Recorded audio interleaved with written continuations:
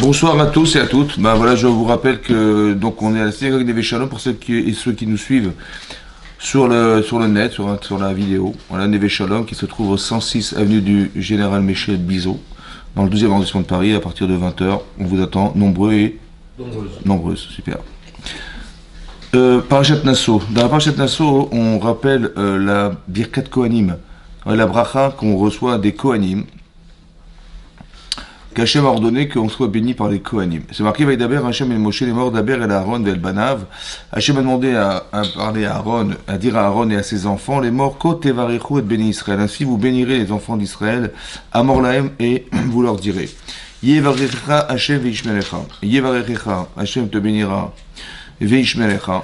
Alors, Yevarecha, il te bénira pour des raisons financières, hein. Veishmerecha, il te gardera, j'ai expliqué que la différence qu'on reçoit de l'argent, on reçoit des cadeaux des gens, on n'est pas certain de pouvoir les conserver. Parce que Ras Veshalom Yivromav, ou Berachamav, il y a Ras Shalom Aleinu. Ouais, c'est pas sûr qu'il n'y ait pas un pilleur, quelqu'un, un voleur qui nous les vole, il n'y a pas de garantie, on n'est pas assuré de pouvoir le conserver. Par contre, quand Hachem donne, Vishmerecha, il te dit, je te garantis que tu ne le perdras pas. Ça va? Donc si on a cette confiance en Dieu et qu'on reçoit cette bracha, c'est-à-dire qu'on ne perdra pas ce qu'on a reçu. Yaher Hashem Panav Elecha Vichuneka, donc il éclairera ton visage, il éclairera Hashem Panav, sa face, Elecha vers toi, Vichuneka, et te mettra de la grâce. Ouais, de la grâce, ça veut dire que tu auras du charme. Ouais, tu seras. Issa Hashem Panav Elecha, Issa Hashem Panav, il tournera de nouveau sa face, Elecha vers toi, V'yesem Lecha Shalom, et il plaidera sur toi le Shalom. On voit que la bracha, ouais, c'est pas seulement d'avoir des moyens, etc., c'est aussi qu'il y ait du shalom. Le dernier mot de la bracha, c'est d'être en paix, c'est-à-dire d'être shalem, d'être entier avec soi-même, ne pas ressentir de tiraillement, de contradiction en soi, de ne pas être aussi en conflit avec les autres, c'est ça, ouais, c'est le shalom. Et on voit que ce terme-là, on sait qu'Hachem, il s'appelle shalom. Oui, shalom, et c'était un sujet dans la Gemara de savoir est-ce qu'on a le droit d'appeler les gens shalom, de dire bonjour en disant shalom. Et la Gemara a expliqué que Boaz, ouais, il a dit Hashem Machem, ouais, il a dit le mot shalom en disant bonjour. Et de là on apprend qu'on a le droit d'appeler les gens, d'utiliser un nom d'Hachem qui s'appelle shalom, ouais, pour appeler les gens. On va dire bonjour, on dit pas bonjour, on dit shalom. Et d'utiliser ce nom-là, qui est un nom d'Hachem, c'est-à-dire qu'il fait partie de l'entité d'Hachem, oui, c'est quelque chose d'innovant. Mais on voit qu'on peut utiliser ce mot shalom. Pourquoi le dernier mot de la bracha, c'est le shalom? C'est-à-dire que c'est très très important de comprendre le shalom. Alors on trouve du shalom dans les couples, on retrouve shalom, oui, on parle du shalom baït, ouais, on parle de la paix des ménages, le shalom baït, ouais.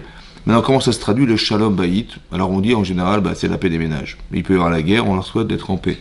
Mais en fait, le shalom, par extrapolation, c'est vrai que par extrapolation, c'est la paix.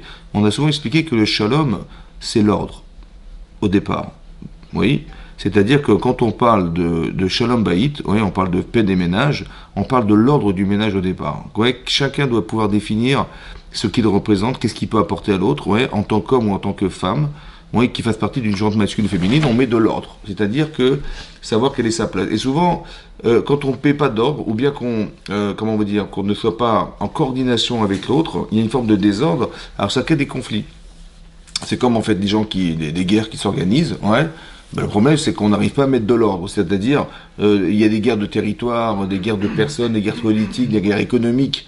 On dit, mais non, pour des raisons d'argent, vous allez vous tuer, pour des raisons de terrain, vous allez vous tuer, c'est pas normal. Alors, écoutez, on va faire la paix, mais on va mettre de l'ordre, on va définir des territoires, on va définir des conditions économiques, des conditions politiques, ouais, les droits de l'homme, etc. Et quand on aura mis de l'ordre, en définissant des frontières, alors tout à coup, les gens resteront chez eux, ils seront en paix. Donc la paix, en fait, n'est que l'extrapolation de l'ordre. Mais au départ, ce qu'il faut comprendre, le yesod, c'est la base de la pensée, de la paix, c'est d'abord de mettre de l'ordre. On dit les agents de l'ordre, vous avez vu? Voilà. Parce que, oui, quand ils mettent de l'ordre, après les gens sont en paix. Mais c'est bien comprendre que dans un couple, il faut au départ comprendre qu'il fallait mettre de l'ordre. De l'ordre au départ, oui, de savoir qu'il y a des raisons de conflit qui peuvent s'organiser et qu'on va mettre de l'ordre. On avait vu aussi, vous avez vu que des fois c'est des choses très fines.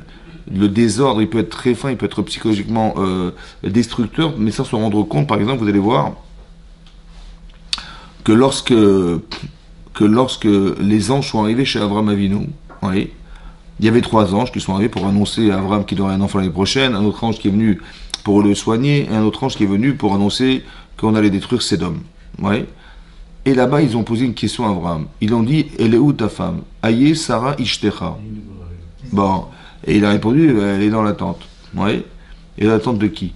Non, elle est dans la tente. Ouais. Et donc, elle est dans la tente. Ouais. Et qu'est-ce qui s'est passé? Et Rachid expliquait, mais c'était des anges. Donc, il savait pertinemment qu'elle était dans sa tente. Et donc, donc qu'est-ce qu'on a fait? En fait, c'est pour lui montrer c'était une femme pudique. Voilà. Elle se prenait pas devant les hommes, etc. Donc elle était dans la tente en attendant que... Et donc pour être Mechavé, Votal et Barla, c'était pour la chérir aux yeux de son mari. Ça va? Alors pour ils ont posé cette question, Rachidi, les Chavéval Barla. Ça veut dire qu'ils soient fiers d'avoir une femme comme ça. Voilà ce qu'ils ont voulu faire.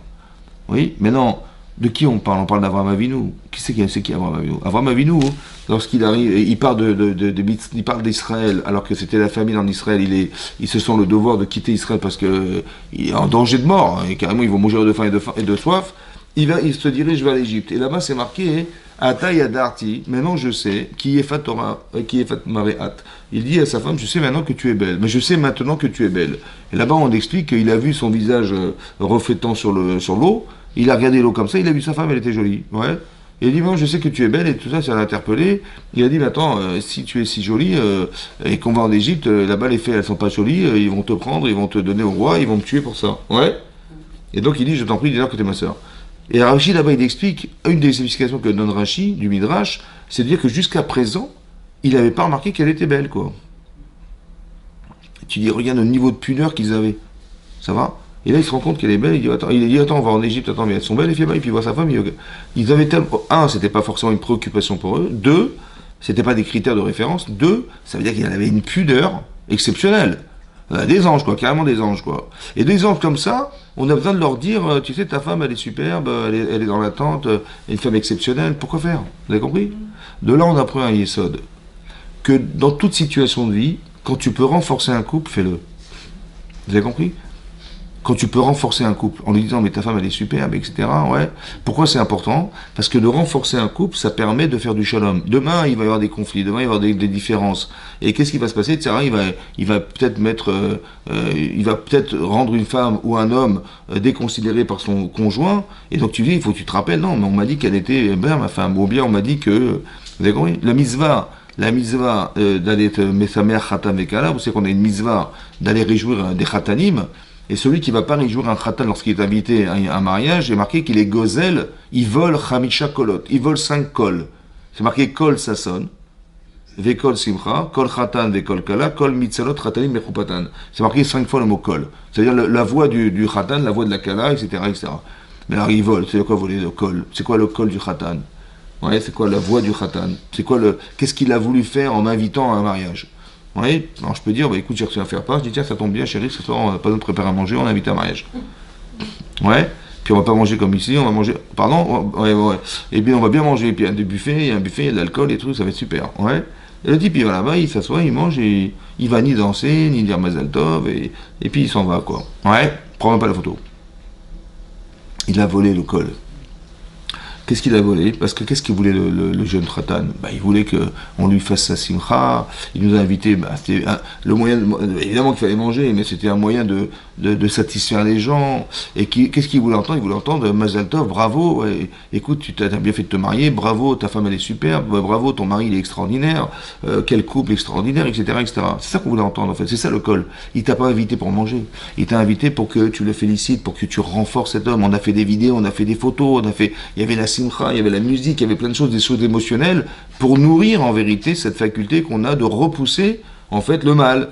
C'est ça le col en fait, ouais c'est ça. Et donc ça veut dire qu'on a voulu faire une séouda. Kramim ils ont institué une séouda qui va être préparée même 3 jours avant le mariage.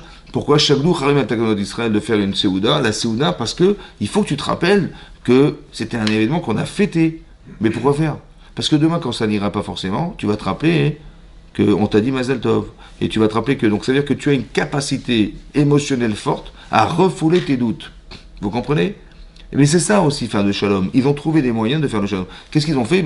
Ils ont dit à Abraham, qui était à un niveau exceptionnel, ils ont dit, malgré tout, lui, on a eu besoin aussi de lui dire, ta femme, elle est extraordinaire, voilà, comme elle est pudique et tout ça. Voilà, on a bien lui rappeler ça. Et ça donne de la fierté, et cette fierté, elle permet d'accepter, d'encaisser, de pouvoir avoir du respect vis-à-vis de la personne qu'on a louée. Voilà. Et ça, c'est important de voir que ces choses-là. Ouais. C'est aussi marqué que, quand on parle du shalom, que quand Hachem, il a fait annoncer à Abraham par le biais des anges que l'année prochaine, alors ils auraient un enfant, elle est derrière la porte et elle a rigolé.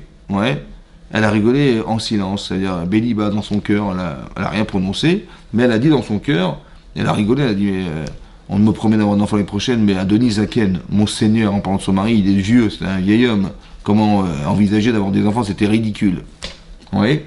Et là-dessus, Hachem, il va s'adresser à Abraham. Il dit, tu sais, ta femme, elle a rigolé. Mais elle a dit, Véani Zakanti. Elle a dit, elle a rigolé parce qu'elle se sentait trop vieille. Ouais, pour avoir des enfants. Ça lui paraissait dire ridicule d'avoir des enfants. Maintenant, évidemment, la question, c'est de savoir, elle a rigolé dans son cœur. Bon, elle a rigolé, c'est pas... Ouais, quel est le problème? Et à part ça, pourquoi Hachem, il se mêle de cette histoire? Elle n'a rien dit, elle n'a rien prononcé, c'était tout dans sa tête. Ouais. Pourquoi Hachem il s'est mêlé de cette histoire-là? Il a été voir son mari pour lui dire, tu sais que ta femme, elle a rigolé. Non seulement elle a rigolé, mais en plus elle a dit qu'elle était trop vieille. Et en plus il a changé Hachem. Elle a jamais dit ça. Elle a dit, mon mari est trop vieux. Elle a dit, mon Seigneur, qui c'est son mari, elle est surestimée, il est trop vieux, on ne pourra pas avoir d'enfants, c'était ridicule d'avoir des enfants. Mais il n'a pas formulé de la même manière. Et là-bas on apprend un yesod, un principe de base, que dans le shalom on peut changer. Pour faire le shalom, la paix entre les gens, de l'avant le tir, ouais, c'est une des preuves dans la Gemara, dans Yivamot, où on tire, qu'on a le droit de changer pour le shalom baït, c'est de là qu'on le tire. Ouais, il y a d'autres exemples dans la Torah où on voit qu'on a le droit de changer pour faire le shalom. Mais là, c'est l'exemple connu qu'il a dit à Avraham Avinu qu'elle a dit qu'elle était trop vieille. Un, pourquoi il s'est mêlé. Deux, pourquoi il a changé alors que c'est pas ce qu'elle avait dit. Ouais. Et de là, on apprend quoi? Qu'en fait, il a changé et que c'était nécessaire de changer. Parce que si elle n'est pas capable de croire qu'elle va tomber enceinte, parce qu'elle en rigole, c'est ridicule. Ouais, le ridicule, c'est quoi? C'est que c'est pas possible. Si c'est pas possible, ça ne le conçoit pas. Si elle ne le conçoit pas, on ne peut pas lui donner cette bracha. Elle n'est pas le réceptacle de la bénédiction qu'Hachem lui donnera d'avoir des enfants, puisqu'elle ne le conçoit pas. Elle rigole, c'est pas possible, c'est stupide. Vous avez compris? Si tu n'y crois pas, tu ne peux pas recevoir. C'est comme quand tu vois des tzadikim, ils te disent, si je te fais une bracha, il faut que tu crois en ce que je te dis, sinon ça ne marchera pas. Vous avez compris, c'est pareil. Tu ne peux pas être le réceptacle de la bracha, de la bénédiction d'Hachem, si tu ne crois pas que c'est possible. C'est pareil. Donc Hachem, il va s'adresser à Abraham. Il dit, ta femme, elle a rigolé. Ça va? Et donc elle n'y croit pas, il faut absolument que tu la convainques que c'est oui possible. Mais s'il lui dit, bon, il faut que tu arrives à la convaincre, mais je dis, pourquoi elle a rigolé? Parce qu'elle a dit que tu étais trop vieux. Ouais? Je pas compris. Il a dit quoi? Elle a dit que tu étais trop vieux. D'accord. Il va y aller ou pas? Non. En fait, il a besoin d'aller. Alors, qu'est-ce que fait Hachem? Il va se vexer, Abraham. Pour ne pas qu'il se vexe, alors j'ai dit, elle a dit qu'elle est trop vieille. Vous avez compris? Il n'a pas menti, il n'a pas changé pour la cause, pour le stam, pour changer. Il a changé parce que, en disant ça, il a évité d'affliger Abraham. Vous comprenez? Donc, à qui s'est adressé Hachem? Il s'est adressé à Abraham ou au Yetzerara d'Abraham? Et Sarah d'Abraham. C'est de là qu'on apprend qu'on a le droit de changer pour le Shalom Bayit. Tu changes parce que quand tu t'adresses à la personne, il faut bien comprendre que l'objectif, c'est qu'elle soit heureuse de tomber enceinte. Mais comme elle n'y croit pas, elle ne pourra pas vivre ce bonheur.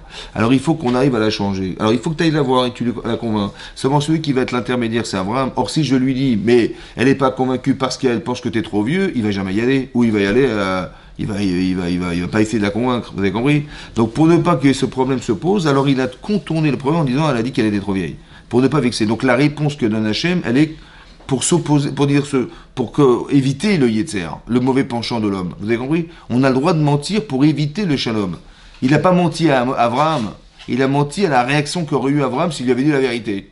C'est pour ça qu'il y a des vérités qui ne sont pas bonnes à dire. Vous avez compris? C'est pas mentir. C'est quoi mentir? C'est pas de dire ce verre c'est une bouteille. Ouais, ça serait un mensonge. Évidemment que c'est un mensonge. Non, c'est que mentir, c'est de dire des choses qui n'amènent pas au bien. Et de dire le émet, c'est des choses qui ne sont pas forcément justes, mais qui sont pour le bien. Vous avez compris? Le émet, c'est pas forcément... Le émet, c'est d'arriver à une vérité. La vérité, c'est que si elle n'y croit pas, elle ne pourra pas tomber enceinte. Alors je vais mentir pour arriver à atteindre cette vérité.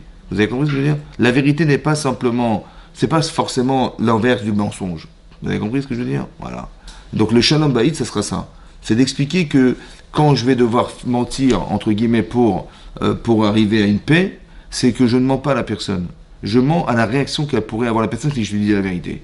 Et je sais qu'elle va mal agir. Ou ça va mal se concevoir chez la personne, donc je dis le contraire. Vous avez compris?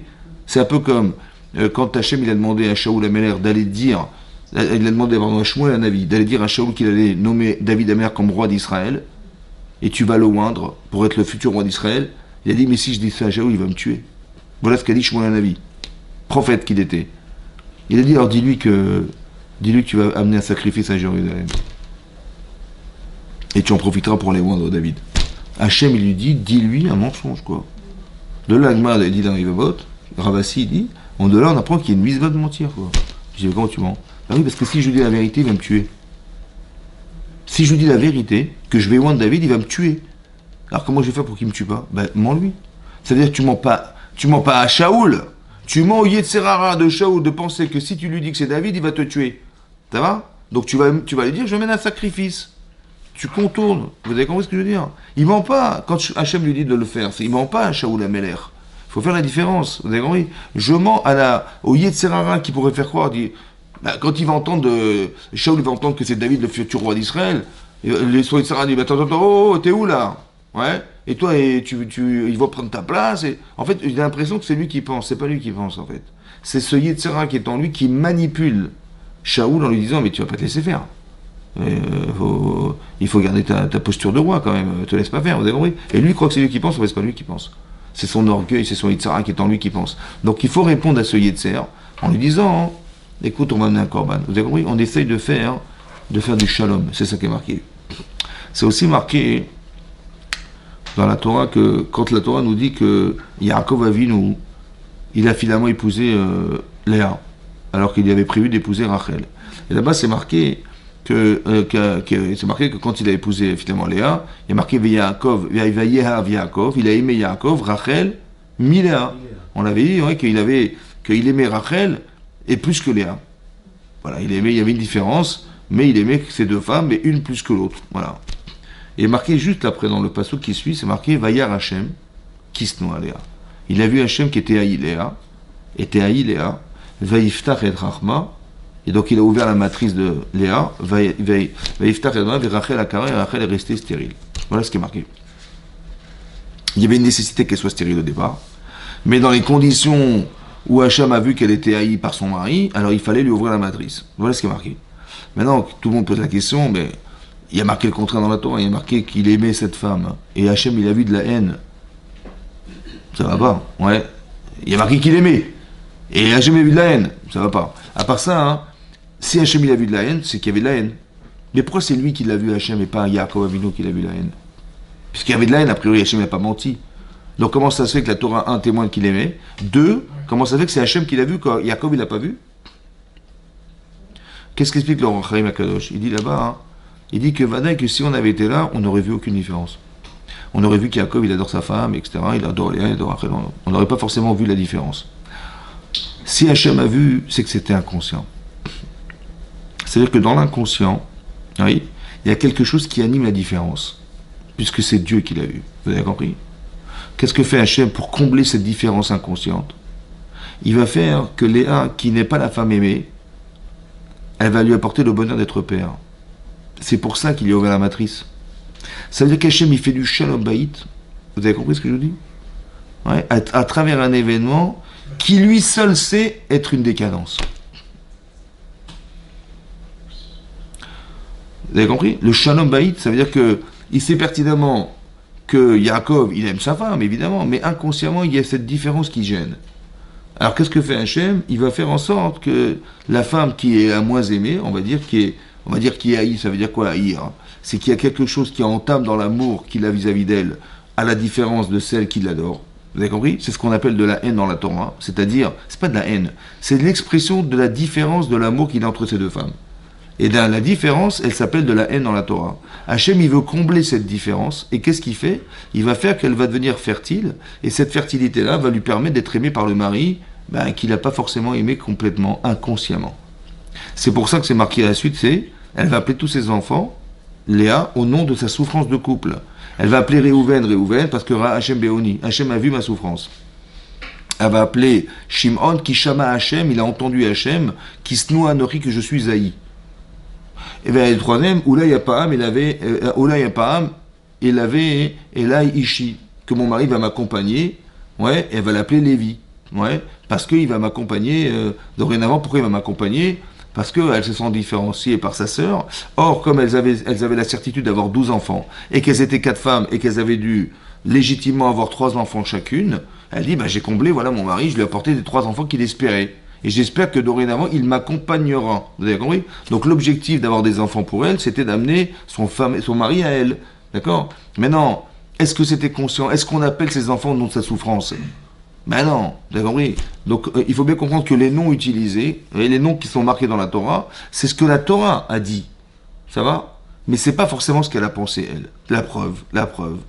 C'est que Réhouven, on l'appelait Réhouven, le Rachid l'amène à Midrash. Il dit là-bas, il dit que pourquoi elle l'appelait Réhouven, cet enfant, le premier enfant né?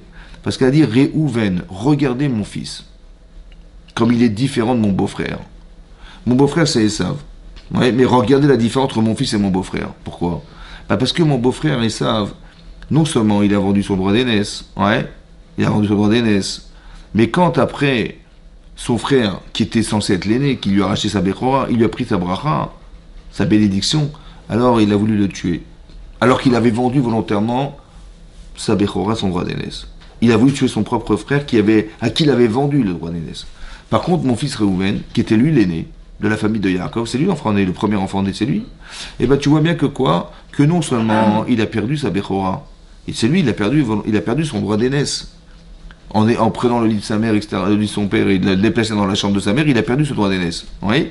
Et qui c'est qui a essayé de sauver Yosef des mains de ses frères? Réhouven, Chazak. Regardez la différence. Non seulement on lui a pris sa Bechora, qui c'est qui a récupéré la Bechora? L'aîné de Léa, l'aîné de Rachel qui était Yosef. C'est lui qui devient le Bechor. Quand il lui offre la tunique, c'est lui le Bechor. Et donc il dit, Yosef, c'est lui qui vient de Bechor. Mais on lui a pris ses droits d'aînesse. Et quand même, il a été sauvé son frère, il a été sauvé Yosef des mains de ses frères, parce qu'ils allaient le tuer. Il a dit non, je vais le cacher dans un trou et je vais le récupérer ce soir. Regardez la différence. Mais comment ça se fait que le Midrash, il donne une définition qui n'est pas celle de la Torah? Elle n'a pas dit ça, elle n'a pas dit ça, Léa, pardon, elle a dit, regardez, Hachem a vu ma souffrance, voilà ce qui est marqué dans la Torah. Et là, le Midrash, il dit une autre explication. Pourquoi? Oui, parce que la véritable explication qu'elle a pensée, c'est ce qui est marqué dans le Midrash. Et celle qui est marquée dans la Torah, c'est la partie inconsciente que la Torah révèle, qui va nous permettre de comprendre la différence entre les enfants plus tard. Vous allez voir que les enfants de Léa, ils ne vont pas supporter ceux de Rachel.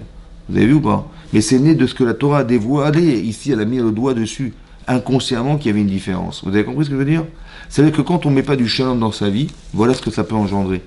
Vous avez compris? Quand il n'y a pas de paix dans les couples, ça peut entraîner une fracture familiale qui n'est pas forcément... Là, ce que je vous explique, c'est que il faut faire attention à ce qu'on raconte. Il faut faire attention à respecter les gens. Parce que déjà, consciemment, quand on sait qu'il y a un problème, ça va créer une fracture parce qu'elle se voit. Mais quand même, elle ne se voit pas, il faut savoir qu'elle va être engendrée parce que tout passe par la conscience. Vous avez compris ce que je veux dire? Vous avez compris? C'est pour ça que Hachem a tout fait en sorte d'essayer d'éliminer ça. En permettant à cette femme d'avoir des enfants, à la différence de Rachel, pour qu'elle puisse être aimée par cet homme, qui était Yaakov Avinu. Vous avez compris ce que je suis en train de vous dire? C'est-à-dire que c'est profond, c'est très profond le shalom. C'est pas simplement de faire la paix des ménages, d'expliquer aux gens. Il faut déjà en amont savoir qu'il peut y avoir des éléments qui sont destructeurs de relations. Vous avez compris? Voilà, c'est ça qu'on apprend ici. Autant que c'est marqué, elle a dit pas Malaveishi. Maintenant on sait que les aînés, c'est ceux qui devaient servir au Beth Amikdash. Les aînés, c'est eux qui devaient servir au Beth Amikdash. Oui. Et comment ça s'est passé? Parce que Hachem a dit Kadeshli Kol Bechor, Kadeshli Kol Bechor, il dit tu vas sanctifier pour moi Kol Bechor, tous les aînés, Babema ou Badam, entre les animaux et les hommes. Pourquoi? Parce que Hachem a dit normalement, il y a eu la dernière plaie d'Égypte, c'est la plaie de la mort des premiers-nés. Et normalement, les premiers devaient disparaître. Et c'est moi qui vous ai sauvés. En vous proposant de faire des mitzvot. Laquelle? De faire la Mila, le Corban de Pessah, de mettre le sang sur les maisons, etc. Et ça, c'est ce qui vous a sauvés. Ça va? Donc, en vérité, je vous ai sauvés, donc vous m'appartenez. Comme ça dit Rashi. Vous êtes à moi. Vous allez me servir. Les Lévi, les Kohanim, les Bechorot, les aînés. Maintenant, donc on était réservé, en fait, à la Avodat HaKodesh, c'est-à-dire servir Hachem au Beth Amikdash. C'était ça, les aînés. Or, qu'est-ce qui s'est passé? Les aînés, ils ont fauté pendant la faute du Vaudor. Et donc, ils ont été destitués de leur rôle qui était celui de servir le Beth Amikdash. C'est passé par qui? C'est passé chez qui? Les Lévi et les Kohen. Lévi qui a engendré le Kohen. Mais pourquoi le Lévi? Alors, ils n'ont pas fauté, c'est vrai, mais qu'est-ce qui leur a donné cette force? Alors, là-bas, quand ils ont écouté Moshe, Rabbeinu... Mais qu'est-ce qui leur a donné la force de ne pas tomber dans le piège de la faute du veau d'or? Tout le monde est tombé là-dedans, eux non. Comment ça se fait? Parce qu'on dit qu'ils n'ont pas fait la Shéavout. Oui, mais pourquoi? Ça leur a donné une force de ne pas tomber dans le panneau. C'était très très compliqué comme Avera. Vous savez pourquoi? Parce qu'elle a espéré sa femme, à Yaakov, qui s'appelait Léa. J'espère que mon mari, il va s'associer à moi. Vous avez compris pas? Cet amour en vérité qu'elle espérait avoir, elle l'a retrouvé par les Lévim et les Kohanim qui ont été engendrés par Léa. Ça veut dire, regardez le shalom bayis que ça peut engendrer. Vous avez compris? Elle a dit, j'espère que mon mari m'accompagnera. Ça veut dire cet amour qu'elle espérait atteindre, en fait, elle a atteint. Quand? Quand les Israël, ils ont eu la force, ces Lévim, de ne pas fauter. L'amour qu'elle a mis dedans, à travers le fait qu'elle se sente fragilisée par sa sœur, ça a donné un amour tellement profond qui va être le vecteur de cet amour. J'espère qu'il va m'accompagner, mon mari. C'est ça le Lévi. Vous avez compris? Et c'est pour ça qu'il est un être de shalom. Le Lévi va entraîner le Kohen. Et le Kohen, il a pour faculté de nous bénir. Vous avez compris? Il y a Sem le Shalom. Vous avez compris comment ça marche? C'est très très puissant. Ça veut dire que vous avez compris que le shalom, c'est pas simple. C'est ce que ça peut engendrer des Lévi'im, c'est des gens qui vont aimer les autres, qui vont vouloir les bénir, qui vont vouloir, qui vont vouloir accepter la différence. Parce que quand quelqu'un faute au Beth Amikdash, il est en faute, donc il est gêné. Ouais, il est gêné, donc comment je l'accueille? Je lui dis, qu'est-ce que tu fous là? Il rentre chez toi. Ou bien je dis, non, viens, bien sûr, je vais prendre ton corban, bien sûr que je vais expier ta faute, bien sûr que ça m'intéresse que tu te rapproches d'Hachem. C'est ça le lien, vous avez compris? J'ai espéré que mon mari m'accompagne. C'est des gens qui vont avoir la faculté de faire du shalom. Aaron à Cohen, il est Rodef Shalom. Pourquoi il aime les gens? Parce qu'il porte en lui ce que sa mère, qui était Léa au départ, elle a voulu que soit cet enfant. C'est quelqu'un qui va souder ce couple. Vous avez compris ce que je veux dire? C'est eux qui vont permettre de souder le clan d'Israël. C'est ça les Kohanim, les Lévi'im. Voilà. C'est très important ça. Vous avez compris? Ça s'appelle le shalom ça. On voit aussi d'autres subtilités dans la Torah. Vous savez, ici c'est marqué dans la paracha de Vayetse. Je vous lis ce qui est marqué. Ok? C'est marqué que quand Rachel tombe enceinte, à la suite de quoi c'est marqué donc on dit que Léa, elle a eu un septième enfant qui était Dina, oui, Léa. Veiskor Elohim et Rachel. À la suite de ça, Hachem va se souvenir de Rachel, Vaishma et Léa, il va l'entendre, et Elohim va Yiftach et Rachma, il va l'ouvrir sa matrice. Bon, après qu'elle ait reçu les doudaïm, les fameux jasmins là. Vata'ar Vateled. Donc elle est tombée enceinte et elle accouche. Ben d'un garçon. Vatomer, et elle a dit Asaf Elohim et Herpati. Hachem, il a mis fin à ma honte. Ouais. Comment vous avez compris? Elle a eu cet enfant, Hachem, il a mis fin à ma honte. Quelle honte? De ne pas avoir d'enfant. C'est ça. Rachid dit, la honte c'est ça. Il dit Shaitil Kherba Shani Akara. J'avais honte. Parce que ma sœur, elle a 6 enfants, les servantes, chacune, elles ont 2 enfants chacune, et moi j'ai la honte, j'ai pas d'enfant. Ouais. Donc Hachem, il a mis fin à ma honte en me donnant cet enfant. J'étais stérile, j'avais honte d'être une femme stérile. Ça, c'est l'explication première. Vayu Omrim, ouais, mais pire que ça, Vayu Omrim, Allah, il disait sur moi les gens, chez les Chelko, chez les Sav Racha, que je vais tomber entre les mains d'un Racha qui s'appelle Esav. Pourquoi?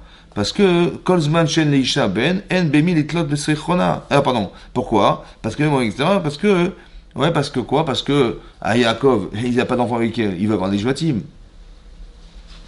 Or il n'a pas d'enfant avec elle. Qu'est-ce qui va se passer? Il va se séparer d'elle. Et qu'est-ce qui va l'épouser? Esav. En fait, comme si que c'était Léa qui avait pris sa place, et que Léa était réservée à Esav, et maintenant c'est elle qui va être réservée à Esav, vous avez compris? Elle avait peur de ça. Après, Midrash Agada. Regardez ce qui est marqué dans le Midrash Agada. Je vous lis Rashi. Kolzman Shen Lisha Ben, tant qu'une femme n'a pas un garçon, En la bemi litlot sichona. Elle n'a pas de qui faire dépendre ses bêtises. Ouais, Michesh la ben tolebo. Mais si elle a un garçon, elle dira c'est lui, c'est de sa faute. Par exemple, Mishavar Kélisé, qui c'est qui a cassé ce verre? Il dit Miachal Teiniz, qu'est-ce qui a mangé ses figues? Il dit Abelcha, c'est ton fils. Ouais, maintenant c'est quoi la honte qu'elle va éviter? C'est quoi la honte? Bah, quand on lui offre le reproche, qui c'est qui a cassé les verres? Bah, c'est elle qui a cassé les verres. Il dit non, mais c'est pas moi, c'est ton fils. Qui c'est qui a mangé ses figues? Mais c'est pas moi, c'est ton fils. Elle pourra faire dépendre la honte qu'elle aurait d'avoir fauté en faisant dépendre ça chez son fils. Donc Hachem, en me donnant ses garçons, il m'a évité la honte. Parce qu'elle pourra toujours faire dépendre ça de ses enfants. Ça va ou pas? C'est une fille. C'est une fille, c'est encore pire. Non, je rigole. Je rigole. Non, c'est pas ça. Bah, si elle a un tutu, elle ferait avec le balai. Alors, maintenant, de qui on parle ici? De Yaakov Avinu, hein? De Yaakov Avinu. Ouais. Mais est-ce que si Yaakov il va dire à sa femme, écoute, c'est qui cassait les verres? Tu crois Rachel dit, ah, c'est pas moi, c'est ton fils.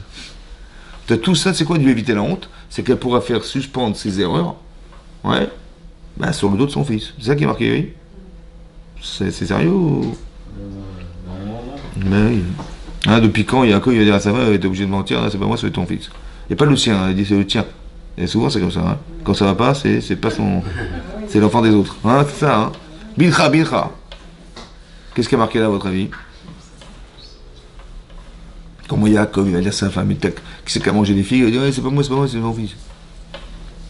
La Historovichos. Ouais. Alors peut-être ils disent comme ça. Le Rav il explique comme ça. Le Rav Frem Shmolis qui était le Rosh Hashanah, il a dit comme ça. Ça paraît ridicule, hein? C'est ridicule, hein? Il dit en vérité, c'est vrai que c'est ridicule. Mais c'est vrai que si elle va dire oui, c'est moi qui a mangé les figues, oui, c'est moi qui a cassé les verres, il va dire ah bon, elle est tellement bête ma femme. Bon, c'est pas grave, hein? Mais des fois elle est bête. Alors pour ne pas qu'il y ait une fracture entre Yaakov et sa femme, alors c'est pas grave, il vaut mieux dire que c'est ton fils. Tu as compris? Parce que psychologiquement, il va y avoir une défaillance, il va y avoir une fracture qui va se créer, même si elle paraît ridicule. Jusque-là, tu dois mentir. Jusque-là, tu vas dire une chose pour faire du shalom bayit. Vous avez compris ce que je veux dire? Jusqu'à une bêtise pareille, qui sait qu'à casser les verres, qui sait qu'à manger des figues. Alors pour pas qu'il croie que c'est elle, alors c'est bon, je vais dire que c'est son fils. Ça va? Et je vais éviter la honte. Laquelle? Ben, la honte qu'elle aura d'avoir été ridicule à ce moment-là. Vous avez compris ce que je veux dire? Jusque-là, tu as le droit de changer pour faire du shalom. Jusqu'à des bêtises a priori qui paraissent insignifiantes. Hein. Et de qui tu parles? Tu parles de Yaakov Avinu, de Rachel, des tzadikim incroyables. Et ben c'est parce qu'il va y avoir quelque part une relation qui va être brisée, même si elle paraît insignifiante en rien, c'est pas grave. Jusque là ils ont été chercher, ouais, les chazal, des preuves dans la Torah pour dire qu'il faut faire attention à ce qu'on raconte, ouais, et faire attention que des fois pour ne pas briser une relation de couple, ça vaut le coup de vivre des choses pareilles. Ouais. Dans cette paracha, hein, donc on a parlé de la Birkat Kohanim, ça va, c'est la fin de la paracha de Nassau. Mais en fait, il y a plusieurs sujets dans la paracha de Nassau.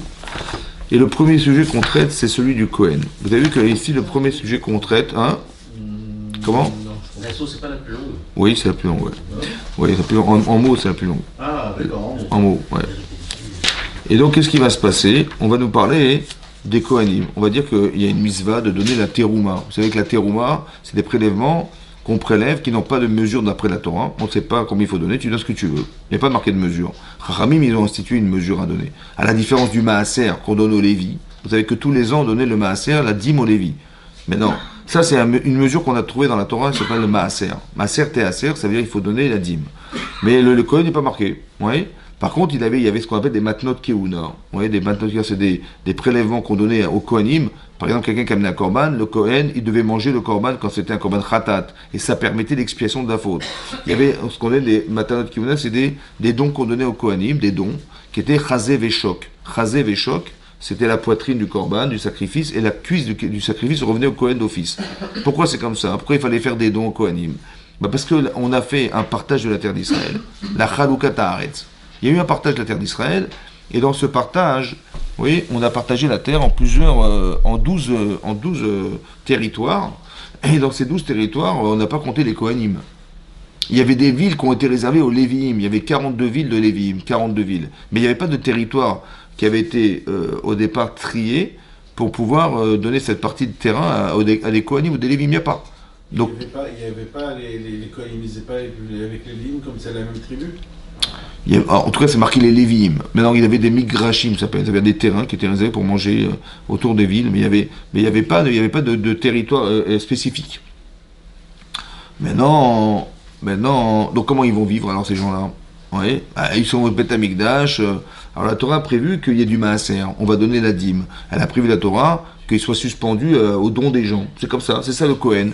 Lui, il va avoir une avodat à Kodesh. Il va se retrouver au Beth Amikdash. Mais d'un autre côté, il va vivre, comment dire, on va subvenir aux besoins des gens qui n'ont pas de terre, qui n'ont pas de, comment on fait? Ben voilà, on donne des matanotes, c'est pas des dons, voilà. Voilà comme ça ils vont vivre. Maintenant c'est marqué dans cette paracha que le Kohen il reçoit des troumotes, il reçoit des kodashim, ouais, des choses qu'on va prélever pour lui. D'accord? C'est marqué Veish el Kodash Avlo, donc lui comment dire, la personne qui a prélevé cette trouma, elle sera à lui. C'est quoi elle sera à lui? Ça veut dire qu'il peut la donner au Kohen qu'il a choisi. Ça va? J'ai choisi ce Kohen, je le donne à ce Kohen. C'est moi qui choisis, ça m'appartient. Ce droit de choisir à qui je donne, à quel Kohen je vais donner. Il y a marqué Veish Asheritel la Kohen Loïe. Mais l'homme qui a reçu le don, le Kohen qui a reçu, ça lui appartiendra. Voilà ce qui est marqué dans la paracha de Nassau, pour nous dire que les dons qu'on donne aux Kohanim leur appartiendront. D'accord? Et juste après, c'est marqué, Vaidaber Hashem el Moshe, Daber el Ben Israël, va martalem, ish kitiste ishto. On nous dit, voilà, on nous parle de la femme sota qui est soupçonnée d'adultère. D'accord? Maintenant, vous savez qu'il y a des liens de proximité entre les sujets. Quelle est la logique qui existe entre le fait qu'on nous parle du Kohen et le fait qu'on nous parle de la femme sota soupçonnée d'adultère? On lui a fait kinouï vestira, elle a fait kinouï vestira, c'est-à-dire que son mari, il a vu qu'elle parlait avec des hommes, ouais, ou bien elle a su par des témoins qu'elle parlait avec des hommes, avec un homme en particulier, et après carrément elle s'est isolée avec lui, et donc on a un doute qu'elle ait pu avoir une relation avec cet homme, et donc elle a un statut de sota, ouais. Et là-dessus, c'est marqué, Rachid nous rapporte ici, oui. C'est marqué le premier rachid de la paracha de la Sota. C'est marqué Makatouv le ma'ala minainyan. Qu'est-ce qu'il y avait marqué au-dessus de ce sujet? Ishet kodashav loiyu. On a dit qu'à quelqu'un qui prélève de la terouma, ça lui appartiendra. Rimatame akev matnot keuna. C'est marqué que si quelqu'un se refuse de donner des fameux dons au Kohanim, chayecha, dit Hachem, je jure sur toi, shetis tarer lavo etzlo, shetis tarer lavo etzlo, velavilo et asota. Il dit, je jure sur toi que tu devras amener ta femme chez le Kohen en tant que sota. Quel rapport? Bizarre. Quel rapport entre le fait que lui, monsieur, ne donne pas la trouma, et sa femme, depuis quand sa femme, elle va fauter sous prétexte que son mari ne donne pas de la trouma? Hein? Bizarre. D'accord? Il dit, je jure sur toi, dit Hachem. Tu vas aller chez lui. Tu vas pas aller chez lui, tu vas aller chez lui. Mais tu vas avec ta femme. Ouais, parce qu'elle sera sota. Et c'est lui qui va faire la procédure de la sota, le Kohen. Mais pourquoi, quel rapport y a-t-il en fait que lui, il n'amène pas la trouma, ouais, et que sa femme, elle va être forcément fauteur. On ne peut pas être obligé d'être fauté parce que son mari n'a pas la trouma, vous avez compris? Et si elle a fauté, c'est qu'il y a un lien étroit entre le fait qu'il n'ait pas donné la trouma et qu'elle est fautée. Il y a un lien, il faut comprendre la logique. C'est quoi le lien? Ouais. Alors peut-être le lien, ça sera comme ça. Il y a plusieurs explications, mais je vous en donne une. Si quelqu'un, il ne comprend pas ou il n'accepte pas qu'il y ait des gens qui aient des carences. Voilà. Il y a des gens, ils n'ont pas de quoi vivre, ou alors ils n'ont pas eu de terrain, ils n'ont pas de quoi survivre, et puis c'est des gens qui sont des Kohanim. Des fois j'ai besoin d'eux, quand j'ai besoin d'eux, je fais appel à eux. Mais quand j'ai pas besoin d'eux, je donne rien. Je dis de toute façon, les autres donneront, c'est pas grave, il y a toujours des donateurs, c'est pas grave. Ouais. C'est que ce monsieur, il n'est pas sensible à quoi? Une carence. Aux besoins des autres. C'est-à-dire qu'il a gagné 100%, Hachem donne 100%, mais en vérité, dans les 100%, il y a une partie qui revient au Lévi, il y a une partie qui revient au Kohen, la terouma, il dit non, qui se débrouille, ça va? C'est bon? Maintenant, l'obligation qu'il a de prélever, c'est une obligation minatora, d'obliger, ouais. Mais est-ce qu'il n'a pas d'autres obligations minatora? Ben, quand on se marie. On a des obligations de nourrir son épouse, de la vêtir et d'avoir des relations, des relations conjugales. C'est comme ça, oui? Oui, non? Mais s'il n'est pas capable de partager sa vie avec le Cohen, est-ce qu'il va partager ses obligations avec sa femme? Non. Donc elle va être demandeuse, elle va réclamer d'être femme de son mari, elle va vouloir avoir des bonnes intentions, je t'aime, et je sais pas quoi, de l'affection qu'il va pas il va pas lui donner, parce qu'il n'a pas besoin de donner d'affection, il a du mal, un homme a du mal à dire à sa femme je t'aime, etc. C'est compliqué. Qu'est-ce qui va se passer? Ben elle se sent pas aimée, elle se sent pas être femme, elle se sent pas être la femme de son mari, qu'est-ce qu'elle va faire? Elle va chercher ailleurs. Ouais, c'est ça la sota. Vous avez compris le lien? En fait, c'est un peu de sa faute. Ça veut dire que lui, il n'est pas capable de partager parce qu'il ne la donne pas au Cohen. Ah, tu ne donnes pas au Cohen, tu vas dire ta femme chez Cohen. Pourquoi? Parce que logiquement, si tu ne sais pas partager ce que tu as, tu vas voir que ta femme, elle va être en carence émotionnelle aussi. Affective aussi, pareil. Parce qu'il ne s'est pas donné. Et donc, si c'est pas donné, donc elle a une question. Qu'est-ce qu'elle doit faire? D'un côté, elle est mariée, elle a des enfants. C'est quoi la solution?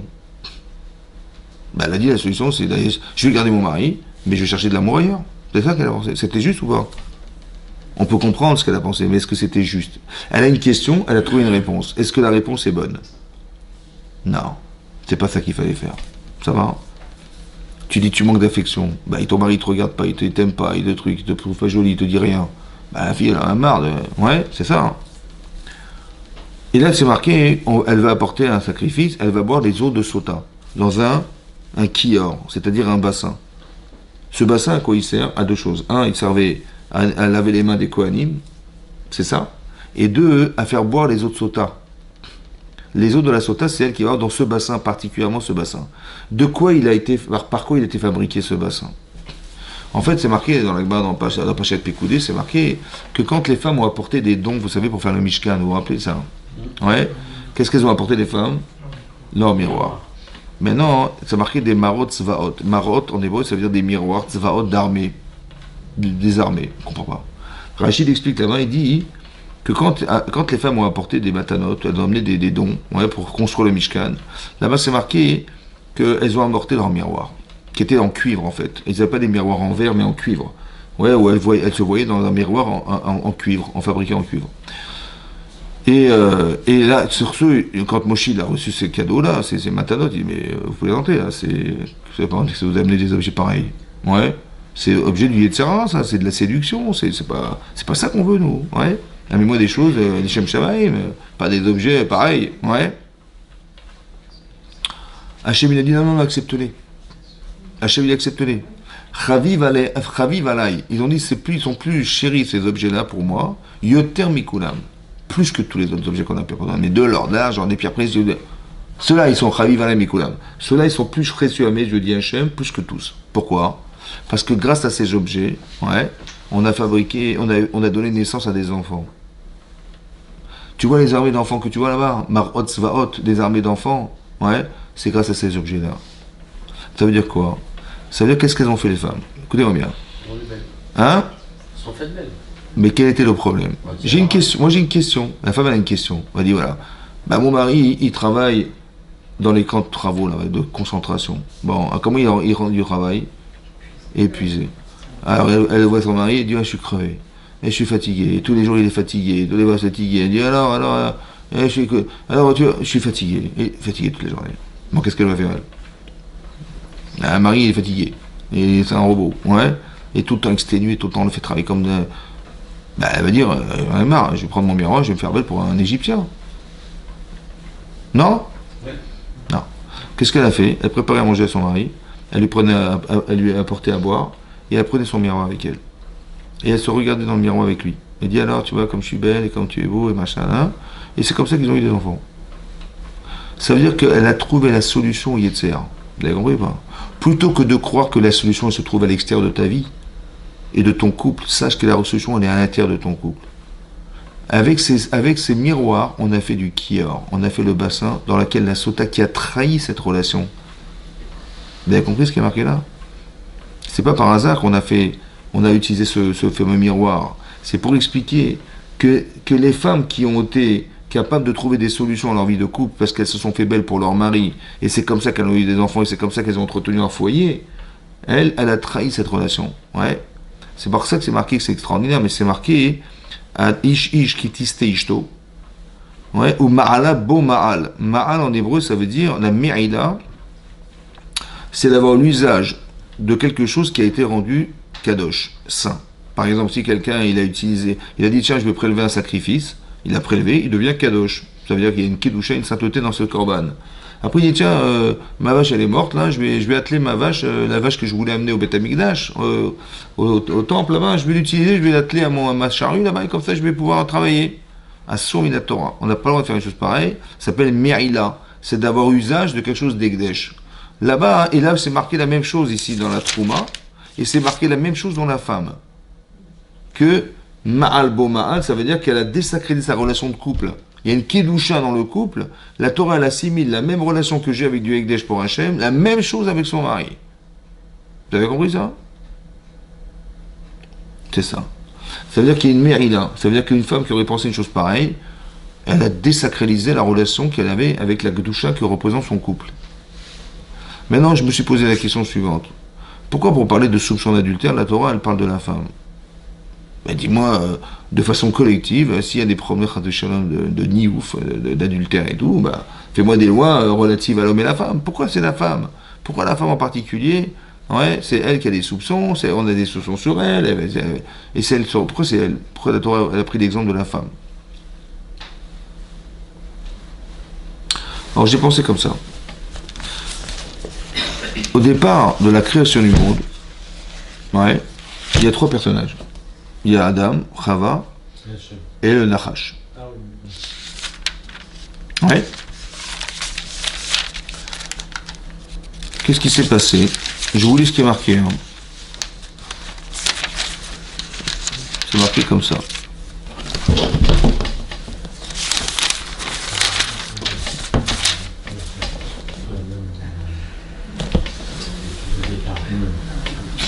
C'est marqué là-bas. Hein.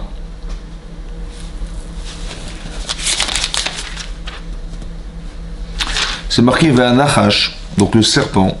Aya Arum, il était malin. Mikol Chayat Asadeh, de parmi plus que tous les animaux sauvages des champs. Asher, Asa Hashem Elohim. Ça va? Vayomer el Aisha, Av ki amar Elohim, lotochelnu Mikol Ha'etz Hagan. Ouais. Est-ce que Dieu vous interdit de consommer tous les fruits du Gan, du jardin? Maintenant, qu'est-ce qu'il avait de spécial ce serpent? Alors je vous lis ce qui est marqué dans Rashi. Ve'anachash Ayarum. Le Nachash était malin. Ouais. Il était rusé. Maïnian Zedekan, qu'est-ce qu'on donne de savoir qu'il était rusé? Ça va? Il dit Ayalo Lismor, il est marqué Ayalo Lismor, Ve'yas l'Adam l'Ishto, etc. Il est marqué Ayalo Lismor, Ve'yas l'Adam l'Ishto, etc. Or, on aurait dû dire tout de suite Adam, après la faute, il a fabriqué un vêtement de peau pour sa femme, pour la vêtir. Voilà ce qu'on aurait dû nous dire. Et là, les Lamdecha, Meze, Siba Kafat Sanachash Aleem. Pourquoi en fait le Nachash, il a sauté sur l'occasion de les faire fauter? Ra Otam Arumim. Il les a vus, le Nachash et le serpent, il les a vus nus. Ve Asukim Betashmish. Ils avaient une relation conjugale. Adam et Chava. Les Enkol, aux yeux de tous. Venita Vanaim. Il a désiré sa femme en fait. Le Nachash, quand il a vu cette relation qu'ils avaient, il a désiré sa femme. Maintenant, d'aller voir son mari pour le tuer, c'était pas possible. Alors il a été voir sa femme. Pourquoi? Parce qu'elle était plus facilement séduite. Et c'est là qu'il a commencé à lui dire, mais est-ce que Dieu vous interdit les arbres? Elle a dit non, pas du tout. Par contre, celui-là, c'est interdit. Donc il a fait exprès, pour lui parler des arbres, pour dire celui-là non. Et après il dit, pourquoi pas, et elle est tombée dans le panneau.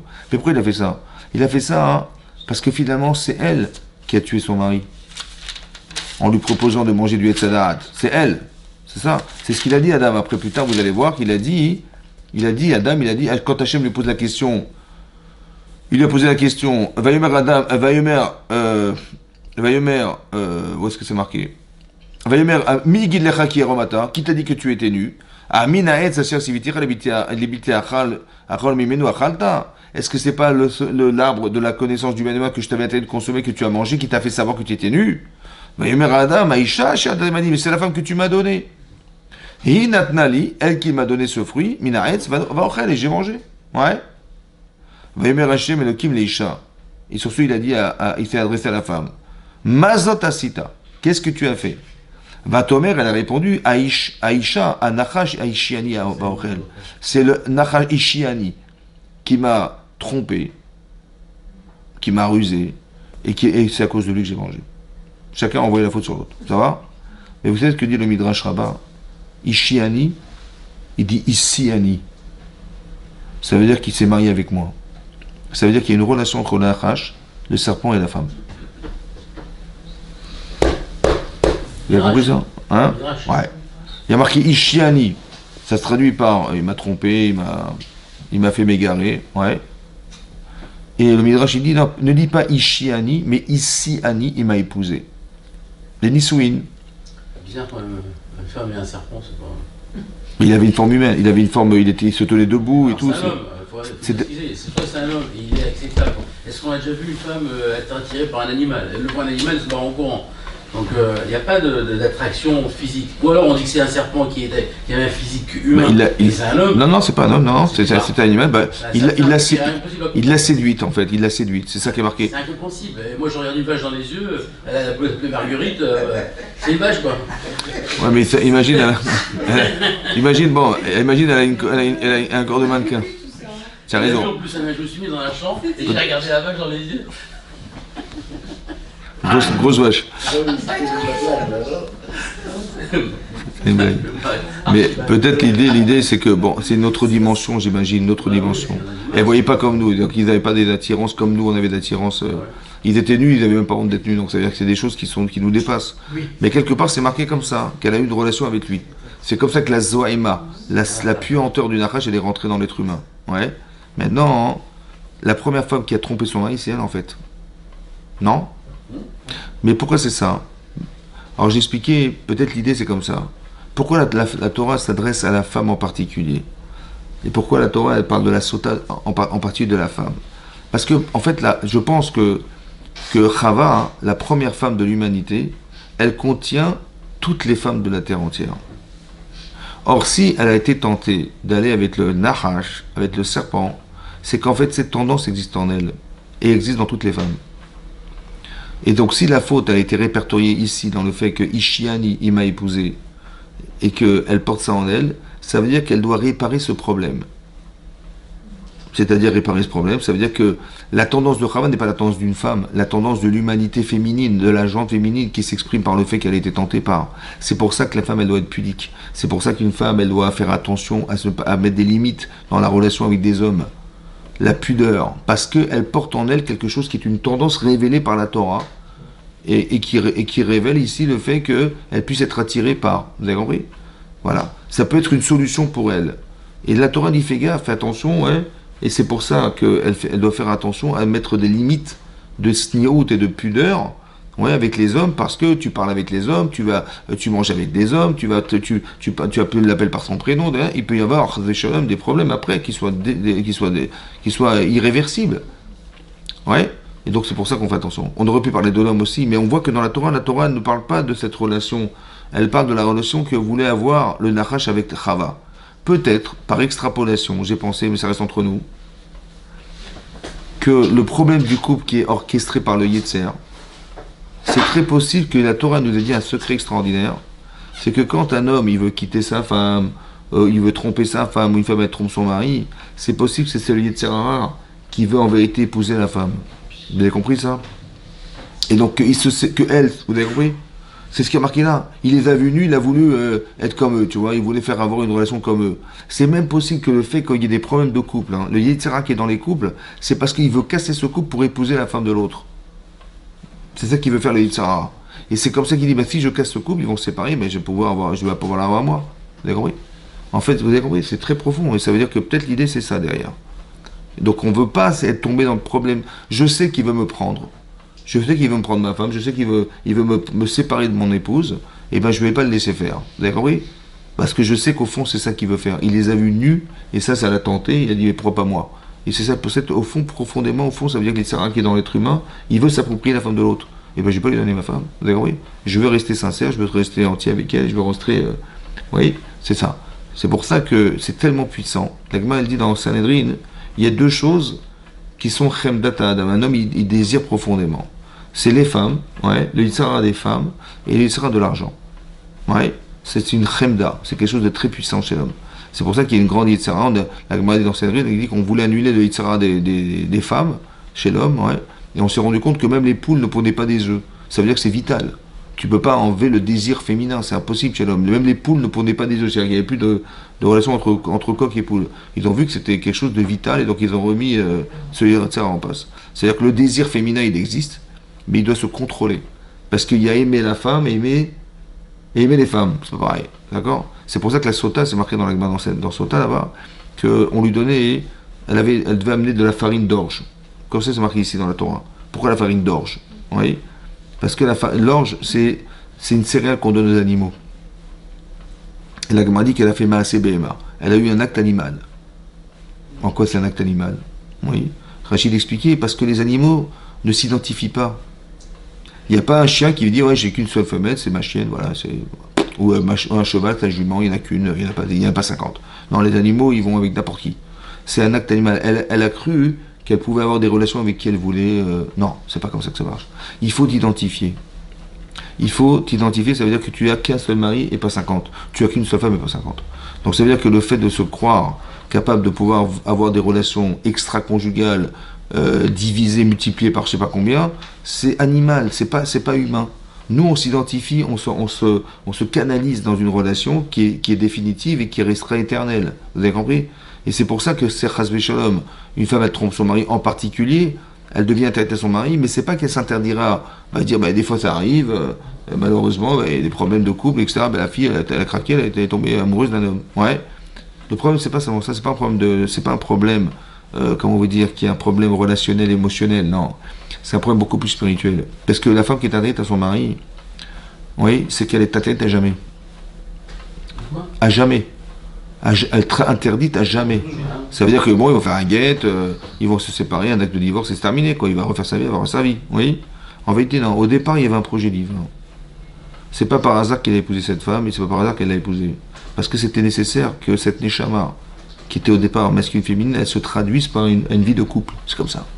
Donc la Neshama est masculine-féminine. Or, si quelqu'un il a été séduire une femme, et elle est tombée dans le panneau, ou bien elle a été le chercher, et il y a eu relation devant témoins, etc., elle est interdite à jamais à son mari, c'est fini. Cette Neshama, en vérité, qui était masculine-féminine, elle se coupe en deux. Le projet divin du départ, qui avait été pensé par Hachem, disparaît. C'est ça la gravité de l'adultère.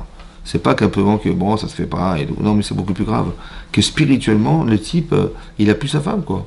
Pour l'éternité, ça veut dire qu'il va être obligé de trouver quelqu'un d'autre qui n'était pas prévu au départ, parce que la femme en particulier, on rejoint ce qui est marqué là dans la paracha, vous voyez, c'est pas accablant simplement de dire qu'il faut faire attention.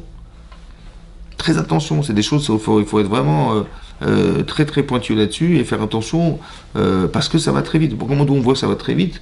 Ouais, ça peut être dangereux, parce que la Gemara elle dit que quand je vous parlais de désir, que la Gemara dit en particulier, je pense que c'est de ça dont il s'agit, la Gemara au début de Sota dit El Adam Choté, une personne de faute, et la Ken, si ce n'est que Nir Nesabo Ruach Shtut, exactement, et rentrer en lui un Ruach, un esprit Shtut. Tiste Ishto, vous avez vu Tiste Ishto? Tishtut, c'est quoi Shtut? La folie. La folie. Ça veut dire quoi un vent de folie? Ça veut dire un vent de folie, ça veut dire un monde d'absence, une absence. C'est sûr, mais ça veut dire incapacité de maîtrise. C'est fou. Il peut plus, il est comme il est fou. Ouais. Il est fou, c'est-à-dire que intellectuellement, il ne peut plus supporter, c'est pas possible de contrôler. Il est fou. Ouais. Voilà. Ça veut dire qu'il y a deux choses. Il y a le vent de folie qui amène à la Vera. Ça va?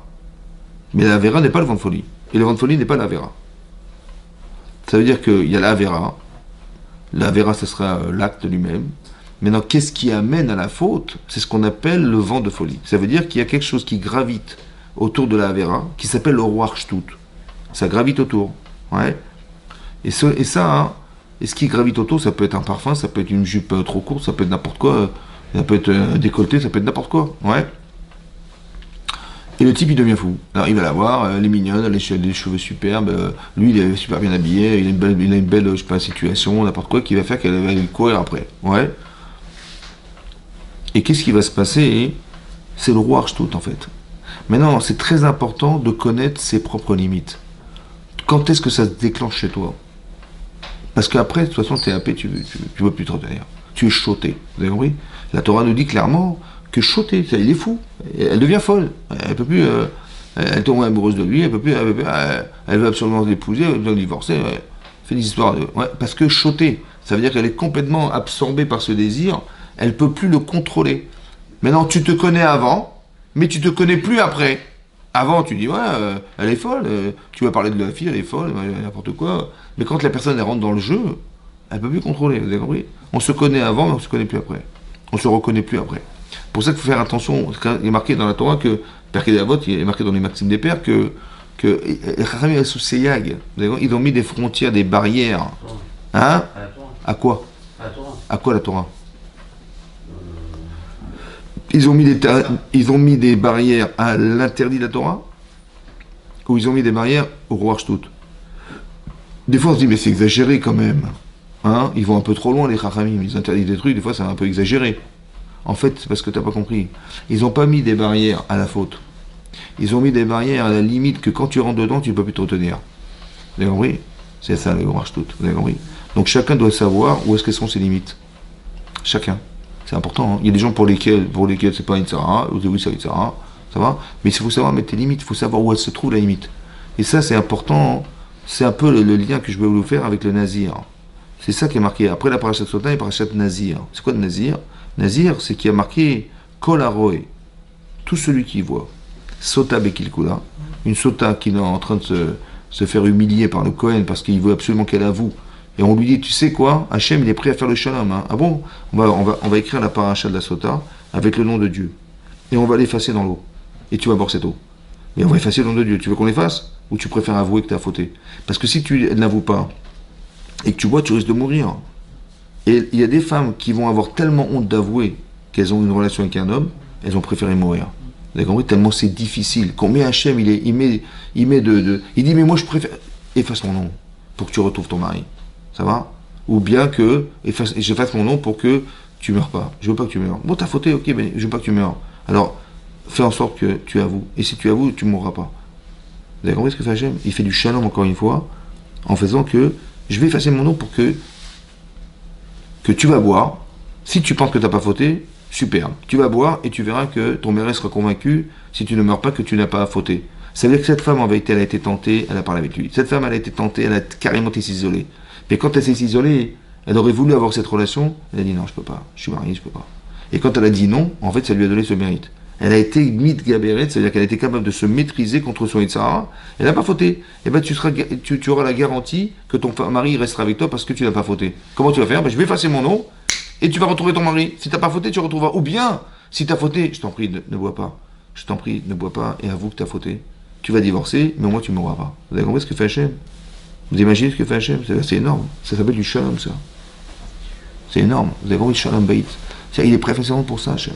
Et le Nazir, quand il voit ça, hein, toute personne qui voit cette femme, la pauvre, comme elle est, on a essayé de lui faire peur, etc., pour qu'elle avoue, Yazir Atzmo Minayain. Il doit s'interdire de boire du vin.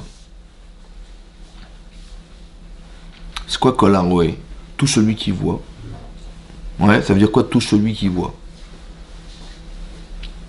Tout celui qui voit, ça peut dire deux choses.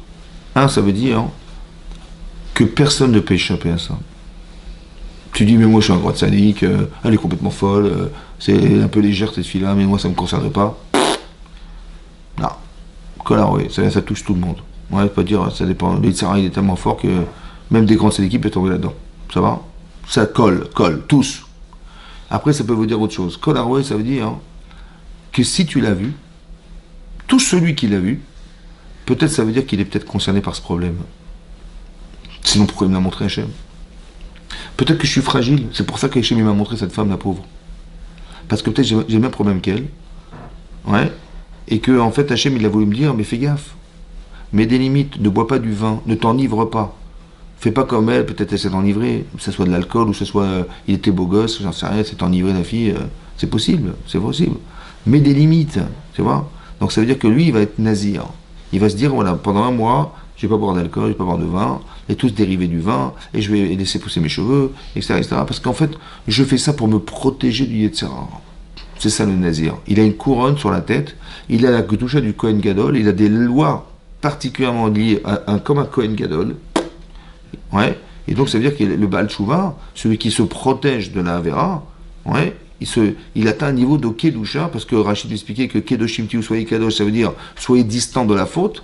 J'ai une capacité de résistance à la Avera. Et ben ça c'est ma Kedusha. C'est ça ma sainteté.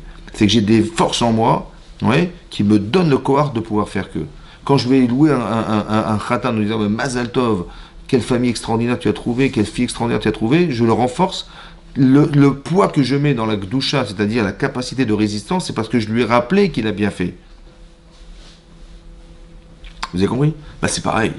C'est-à-dire que le nazir, il va avoir cette capacité de résistance. Pourquoi? Parce qu'il se dit, mais moi aussi je suis fragile. Et moi aussi j'aurais pu tomber dans le panneau comme elle. Moi aussi j'aurais pu tomber. Et ben je vais faire attention. Vous avez compris? Et c'est ça, la Kedusha. Voilà. Et on retrouve dans le shalom. Il est en shalom avec lui-même. Vous avez compris? Parce que s'il va dire mais non, elle a fait n'importe quoi, il va risquer de. Il dit mais elle a bu, elle s'est fait avant, mais moi je vais boire, il va rien m'arriver du tout. Il va boire, il va se voir que finalement il est tombé aussi comme elle dans le panneau, il s'est fait happer par les sourds. Ça va. Il dit non mais sois béchalom avec toi-même, mets des limites. Vous avez compris ça? C'est-à-dire que le Kohen, il va nous bénir pour nous donner des limites. Le Kohen, il a pour vocation de faire le shalom entre un homme et Hachem. Le type qui n'a pas mis de shalom dans le Kohen parce qu'il n'a pas voulu donner à lui, il a dit non, moi je garde pour moi, il va avoir un problème de shalom. Et cette femme, en vérité, qui aurait pu dire à son mari, écoute, là ça va pas du tout, je sens que j'ai pas l'affection que je devrais avoir, je sens pas que je suis aimé par mon mari, etc. Mais parle à ton mari, dis-lui, non mais je peux pas, on m'a dit shalom bayit, il faut respecter son mari, ça se fait pas et tout ça. Oui mais si tu en souffres, c'est une avéra de souffrir de quelque chose qui est une carence. Parce que demain, ton Yitzhara, il va dire, écoute, je veux garder mon mari, mais je veux voir ailleurs. Et tu risques de tomber là-dedans. Donc, solutionne ce qui te sépare de ton mari, plutôt que de rester dans la problématique et de croire que la solution se trouve ailleurs. Rappelle-toi de ces femmes en Égypte qui avaient des maris fatigués et elles ont trouvé la solution pour y avoir des enfants. La solution, elle est dans ton couple, elle n'est pas en dehors de ton couple. Ça va? Il n'y a pas de solution. Tu dis, mais comment je vais faire? Il y a des questions et il y a des réponses. La question, elle est bonne, t'as raison, mais la réponse, elle est pas bonne. La réponse, c'est pas ça, la réponse. La réponse, c'est pas d'aller voir ailleurs. La réponse, c'est de dire à ton mari, écoute, mon chéri, ça va pas du tout. Mais je vais t'expliquer pourquoi. Parce que si tu vas avoir une femme malheureuse, continue comme ça. Si tu as une femme qui machin, si tu veux une femme qui te la tête, si t'as pas envie de rentrer chez toi, c'est comme ça. Mais moi, je suis malheureuse. J'ai l'impression de ne pas être femme. J'ai l'impression de ne pas être mariée avec ta mari. J'ai l'impression que il faut que tu te considères que fais attention. Je suis respectueux. Je te respecte respectueusement. Il y a une relation qui doit exister. Et nos enfants, qu'est-ce qu'ils vont penser? Et toutes les carences, les petites nuances que je vous expliquais dans le Shalom Bayit qui entraînent des conséquences des fois dramatiques pour les enfants, il faut qu'on les enlève ces trucs-là. Des petits détails débiles. Regardez comme elle a fait attention, elle a dit non, je vais dire que c'est mon fils. Pour vous dire, je ne suis surtout pas que mon mari pense de moi que je suis une casseuse de verre ou je mange des télim. Parce que on ne veut toute situation qui va séparer un couple est dangereuse. Vous avez jusqu'à ce point, Hachem il a dit, elle m'a enlevé ma honte, Hachem m'a enlevé la honte, je pourrais dire que c'est mon fils. Tellement c'est important qu'elle voulait garder cette relation intime avec son mari. Vous avez compris ce que ça veut dire? C'est extraordinaire. C'est pour ça que je voulais faire ce lien dans la paracha pour expliquer le sens du shalom. Ouais, de faire la paix, ça veut dire d'être équilibré, d'être chalem, être entier, ouais. Parce qu'il ne faut pas qu'il y ait de fractures et qu'il nous sépare en deux. Voilà. Et donc le Kohen, il a pour vocation de mettre du shalom, c'est-à-dire de souder les êtres entre eux, autant dans les hommes et les femmes, autant entre hommes et entre femmes, pareil. Ça veut dire qu'il faut qu'il y ait une consolidation pour qu'Hachem il soit mêlère de ce peuple juif. Chazak ou Baruch.